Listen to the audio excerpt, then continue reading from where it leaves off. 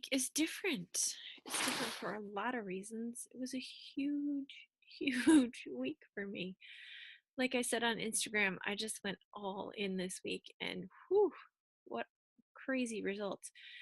I have a little bit of stuffy nose because it's winter in New England and we're all fighting it. I've had some sick family. But I'm gonna just dive into a totally new thing this week. And I titled this week's blog post Courage in the Face of Opposition. So I stepped way, I stepped out of my comfort zone last December when I submitted something I wrote to Mothering Magazine. And yesterday it was published and it being published pushed me way out of my comfort zone. It was blown out of the water.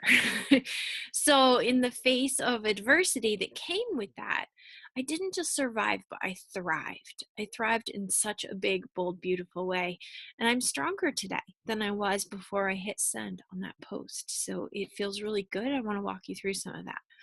So many people have wondered how I could be so brave as to share my pregnancy termination story publicly, right? Big deal. For me, the question is more, how could I not? Here I am. I have a beautiful family. I have an extended and supportive community.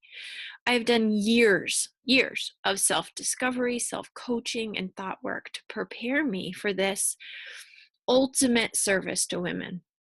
And I have all the strength and self love that I need to set the story free. So I did. And I didn't just set it free for me, I set it free for millions of women who feel alone and have never shared their story. I've been called to support them in this way, and I cannot walk away from that.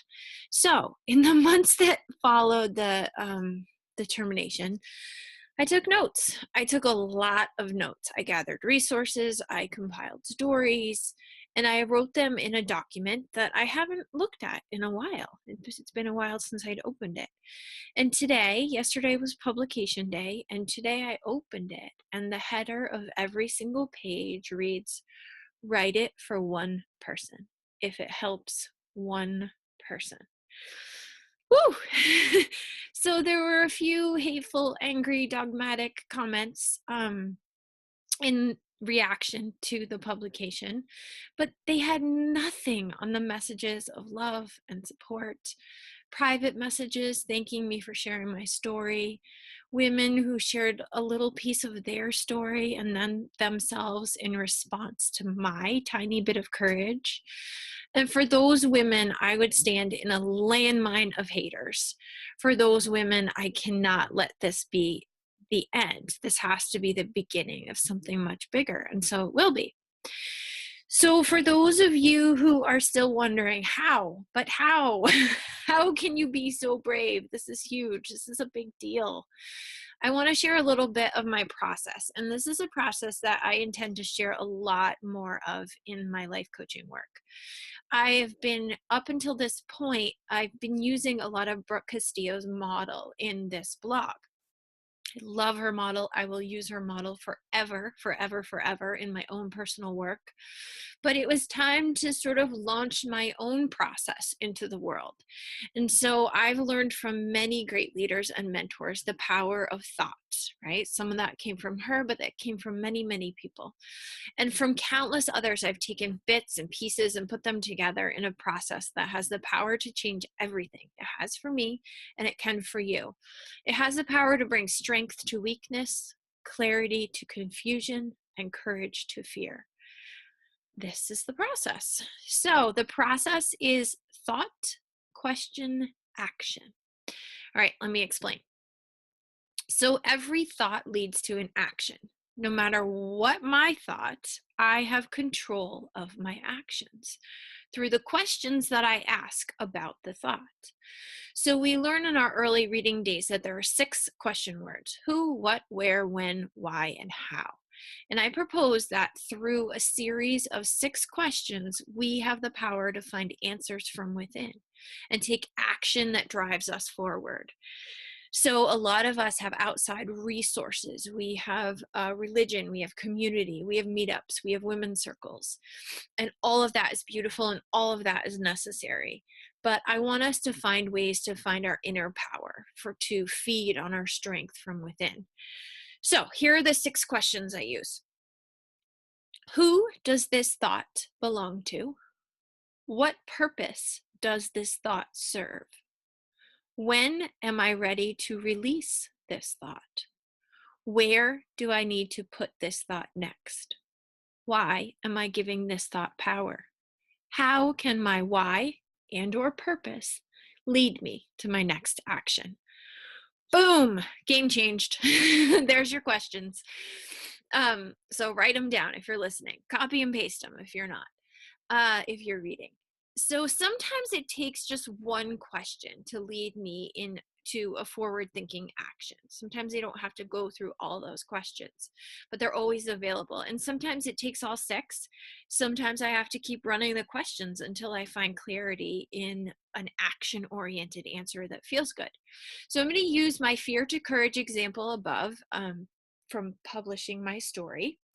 And I'll show you what it looked like.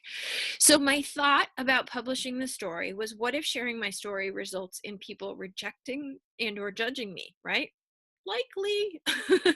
So who does this thought belong to? It belongs to me. It does. A lot of it does, based on previous experience of being judged. But it's also a collective thought. It comes from millions and millions of women who face judgment for their choices.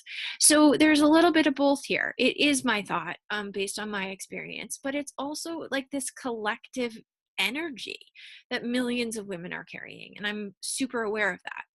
So what purpose does this thought serve me? That's my next question. And this thought, and let me just repeat the thought again. What if sharing my story results in people rejecting and or judging me? So the purpose that question serves is to keep me in my comfort zone, right? It's my fear trying to keep me in my comfort zone and suggest that I stay safe by staying quiet. So it is serving a purpose. And then I ask, when am I ready to release this thought? Now. Now. The next question is, where do I need to put this thought next? And I'm going to put it aside. I will thank it for trying to protect me, and I'm going to step forward anyway. So I'm just going to set it aside. Sometimes I explode the thought or get rid of the thought or crush the thought. I'm just going to set this aside because fear protecting me does serve some kind of purpose. And so I'm going to set it aside. The next question is, why am I giving this thought power? And the answer is that I'm not sure I'm strong enough to stand against it, right? I'm not sure I'm strong enough to stand up to the rejection, stand up to the judgment. And so I give the thought power. And the final question is, how can my why and or purpose lead me to my next action? So my purpose is to hold space for women to grow. That's it. It is a few simple words, and it took me a long time to figure them out, but there they are. My purpose is to hold space for women to grow. Publishing my experience will give thousands of women space to breathe and thus grow, serving my purpose. My why is to feel free. So sharing my story frees me from the chains of other people's opinions about my experience and or me, and it allows me to live in my purpose, which is my ultimate freedom. So for me, that was enough. Done. Game changed. Doesn't make it easy. It doesn't mean that I have to be less brave or less courageous or that I'm shy, but it's enough for me to know that my action is to publish. And so this is hard work. It's a lot, it's a lot. So coming into this place has taken me years of investment in my own thoughts and feelings. And when the haters in this particular situation got active, I had to do the work again on new thoughts. And the more I practice, the quicker I can move through challenging thoughts. But it is hard work and it's constant. It doesn't end when you do it once. So if you're reading this and you're thinking, I can't do what she just did, I I can't do that. That's not, I'm not her. I don't deny that. I don't, because you may not be able to now. Right now, that thought might be true to you, but with practice, you can. You are capable of moving mountains with your thoughts. I know you are. It just takes training, it takes desire, and in many cases, it takes support from a friend or a coach like myself. So knowing your why comes first for me. That is, your why is your driving force, and knowing your purpose may or may not come next. For me, in this particular thought, it did. So for me, my purpose is a huge part of my vision, but it took a lot longer for my purpose to come into clarity. Without the why is much easier to figure out, to determine. But without understanding your why or your purpose, the process that I've explained above, it loses momentum and the actions are not quite as meaningful or productive. So it's not easy, but it is so worth it. And if you are ready to explore your why or your purpose, please do find this post, find my website, and schedule a free call. I'd be happy to help get you started on that journey. So, woo, thanks for listening. I got through. I didn't cry. My nose is stuffy, but I survived. So until next week, we are in for a whole new game. My goal is your growth, so I hope this was helpful to you. Please do reach out and let me know. And remember that we can work one-on-one together in the 9-week Live Your Why coaching program. You can find the link to that on the website. You can also listen to our co-hosted podcast, Creating Wealth and Wellness, free on iTunes or here on the website. And if you're interested in building residual income, check out the Join Our Networking Family link. Until next time, keep doing that thought work. I believe in you.